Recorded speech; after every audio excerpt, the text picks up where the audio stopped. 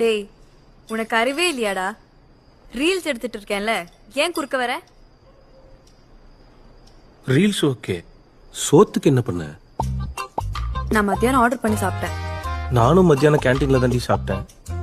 நைட்டுக்கு என்ன சரி வா பண்ணலாம்.